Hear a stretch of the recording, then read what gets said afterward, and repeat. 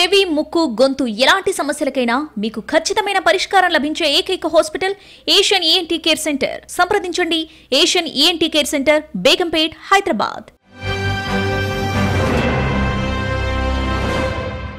Telugu Desam party నాయకుడు, ఆంధ్రప్రదేశ్ మంత్రి Nara Lokesh, national political strategist, Jan Swaraj party వ్యవస్థాపకుడు అయినటువంటి ప్రశాంత్ కిషోర్ తాజాగా ఢిల్లీలో కలవడం అనేది ఆంధ్రప్రదేశ్లో రాజకీయ చర్చలకు తెరలేపింది. ముఖ్యంగా గడిచినటువంటి 7 నెలల కాల వ్యవధిలోనే ఆంధ్రప్రదేశ్లో పరిపాలన తీరుతెన్నులు, ఆంధ్రప్రదేశ్ ప్రభుత్వం పట్ల సంతృప్త స్థాయిలు, ఇటువంటి అంశాలపైన నారా లోకేష్ ప్రశాంత్ కుమార్ నుంచి సమాచారం తెలుసుకున్నట్లుగా మనకి అందుతోంది సమాచారం. అయితే ముఖ్యంగా ఈ 7 నెలల కాల వ్యవధిలోని పథకాలు అమలు చేయడంలో, పూర్తిస్థాయి పథకాలు అమలు చేయడంలో కొంత వైఫల్యం కనిపిస్తుంది. అదే సమయంలో ప్రజలు ఎక్స్పెక్టేషన్స్ హెవీగా ఉండడంతో ఆశించిన స్థాయిలో వాళ్ళ యొక్క అంచనాలను అందుకోలేకపోతున్నారనేటటువంటి సమాచారం కూడా ప్రశాంత్ కిషోర్ నారా లోకేష్కి నివేదించినట్లుగా తెలుస్తుంది. ఎందుకంటే ప్రశాంత్ కిషోర్ని టీడీపీ టీం చాలా బలంగా విశ్వసిస్తోంది.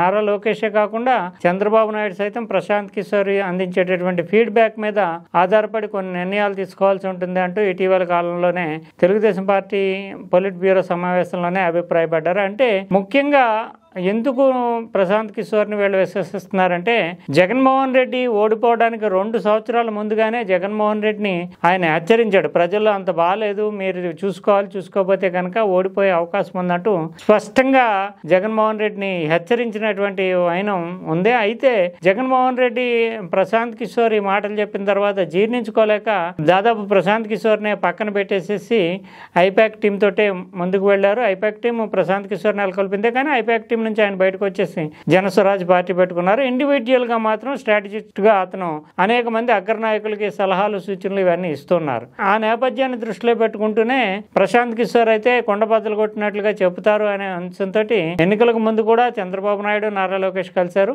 అయితే ప్రశాంత్ కిషోర్ మీరు నెగ్గుతున్నారు, కానీ అనూహ్యమైనటువంటి మెజార్టీ వస్తుందని ప్రశాంత్ కిషోర్ కూడా అంచనా వేయలేదు. బలంగా భారీ మెజార్టీతో నెగ్గుతారని చెప్పాడు. నిజానికి ఆ వాస్తవాల తర్వాతే వీళ్ళు తెలుగుదేశం పార్టీ కొంత నైతికంగా చంద్రబాబు నాయుడులోని గట్ట కొంత స్థైర్యం వచ్చింది ప్రశాంత్ కిషోర్ మాటల తర్వాత. అప్పటి నుంచి కూడా అంటే దాదాపు 1 సంవత్సర కాలంగా ప్రశాంత్ కిషోర్ తోటి నారా లోకేష్, చంద్రబాబు నాయుడు టైఅప్ కొనసాగిస్తున్నారు అనధికారికంగా.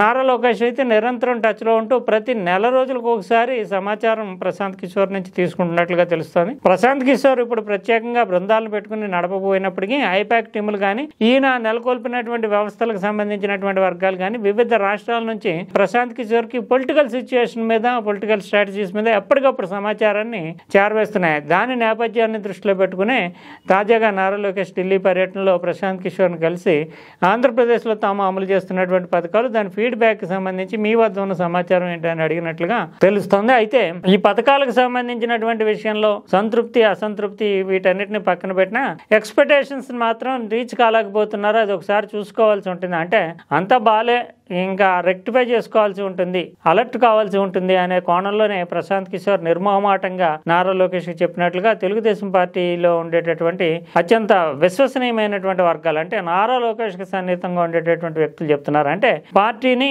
అప్రమత్తం చేసుకోవాల్సి ఉంటుంది. అంటే ప్రజల్లో పూర్తి స్థాయిలో ఎన్నికల సమయంలో ఏ రకమైనటువంటి పాజిటివ్ వేవ్ ఏర్పడిందో ఆ పాజిటివ్ వేవ్ ని కొనసాగించడంలో మాత్రం ఈ కూటమి ప్రభుత్వం కొంతమేరకు వెనకంజ వేస్తోంది. అసంతృప్తి ఇప్పుడిప్పుడే రగులుకుంటోంది. ఇప్పుడు కనుక మెజార్టీ అంటే భయంకరమైనటువంటి మెజార్టీ వచ్చింది, 164 సీట్లు అంటే కూటమికి అసాధారణమైనటువంటి మెజార్టీ వచ్చింది. ఆ అసాధారణమైనటువంటి మెజార్టీ వచ్చింది కనుక అంచనాలు కూడా ప్రజల్లో మీ మీద ఆ రకంగానే ఉన్నాయి. అందువల్ల ఇప్పటికిప్పుడు మీలో వ్యతిరేకత ఏర్పడిపోయింది ప్రజల్లో అని చెప్పలేం, కానీ ఖచ్చితంగా అలర్ట్ కావాల్సినటువంటి సమయం వచ్చిందనే చెప్పాలి. అంతేకాకుండా ఇంకా మీకు కూడా గడువు ఉంది కనుక మీ అంచనాలు, అంటే మీ ప్రాజెక్టులు, మీ అంచనాల మేరకు ముందుకు వెళుతూనే ప్రజల్లో నెలకొంటున్నటువంటి కొంత అంటే సన్నగా పేలగా నెలకొంటున్నటువంటి అసంతృప్త స్థాయిని సర్దుబాటు చేసుకోవాల్సి ఉంటుంది అంటూ ప్రశాంత్ కిషోర్ సూచన చేసినట్లుగా సమాచారం అందుతుంది. దాదాపు 1:10 నిమిషాల వరకు వీళ్ళిద్దరూ భేటీ అవుతూ నేషనల్ పాలిటిక్స్ ను కూడా చర్చించారు. అదే సమయంలో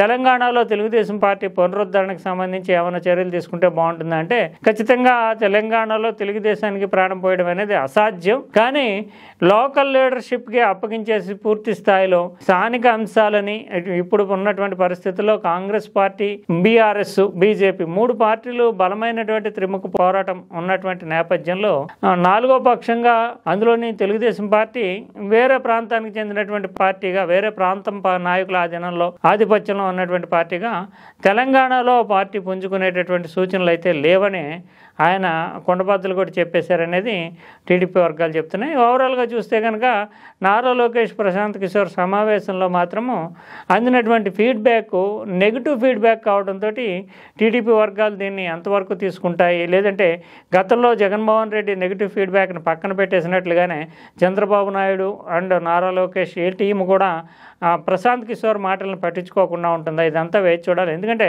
దాదాపు 4 పథకాలను ఇంతవరకు కూడా ముఖ్యమైనటువంటి పథకాలుగా చెప్పుకున్నటువంటి 4 పథకాలు, ఎన్నికల ముందు ఇచ్చినటువంటి హామీలో 4 పథకాలని ఇంకా ఇంప్లిమెంట్ చేయలేదు. మహిళలకి నగదుకు పంపిణీకి సంబంధించి కానీ, లేదంటే ముఖ్యమైనటువంటి అంశమైనటువంటి అమ్మ ఒడి, అంటే దాని పేరు తల్లికి వందనం అని మార్చారు, అవి కానీ, అంటే మహిళలకి డబ్బులు ఇచ్చేటటువంటి కార్యక్రమాలు, దీన్ని ఉచిత ప్రయాణం కానీ, ఇలాంటివి మహిళలకు సంబంధించినటువంటి పథకాలు వేటిని కూడా ఇంప్లిమెంట్ చేయలేకపోయారు ఇంకానే.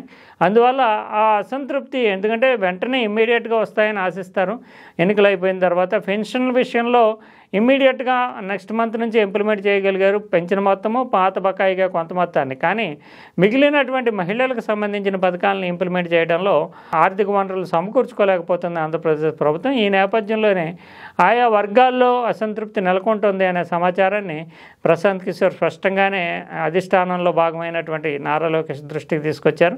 దీనిని చంద్రబాబు నాయుడు ఎంతవరకు పాజిటివ్గా రిసీవ్ చేసుకుంటారు, దాన్ని ఇంప్లిమెంట్ చేయడానికి దిద్దుబాటు చర్యలకు ఎంత మేరకు ఆయన పూనుకుంటారనే దాని మీద ఆధారపడి మాత్రమే ఫర్దర్ మీటింగ్, అంటే నారా లోకేష్, ప్రశాంత్ కిషోర్ మళ్ళీ 2 నెలల కాల వ్యవధిలో, అంటే ఏప్రిల్ నెలలోనే మళ్ళీ కూర్చుని మేము కొన్ని చర్యలు తీసుకుంటున్నాం, తర్వాత ఈ ఫైనాన్షియల్ ఇయర్ తర్వాత కొత్త ఫైనాన్షియల్ ఇయర్లో మళ్ళీ సమావేశం అవుదాం అంటూ ఒక ముహూర్తాన్ని కూడా వీళ్ళు ఫిక్స్ చేసుకున్నట్లుగా తెలుస్తోంది. ఓవరాల్గా అప్పటికి ఈ 3 నెలలు, 2.5 నెలల కాలంలోని తెలుగుదేశం ప్రభుత్వం, అదే కూటమి ప్రభుత్వం ఏమేమి చర్యలు తీసుకుంటుంది, దాని మీద మళ్ళీ ఫీడ్బ్యాక్ని ఏ రకంగా సేకరించి నారా లోకేష్, ప్రశాంత్ కిషోర్ అందిస్తారనేది వేచి చూడాల్సినటువంటి ఘట్టంగా ఉంది. వినికిడి లోపం ఉన్న వారికి అడ్వాన్స్డ్ హియరింగ్ ఎయిడ్స్ లభించును. సంప్రదించండి Asian ENT care centre, Begumpet, Hyderabad.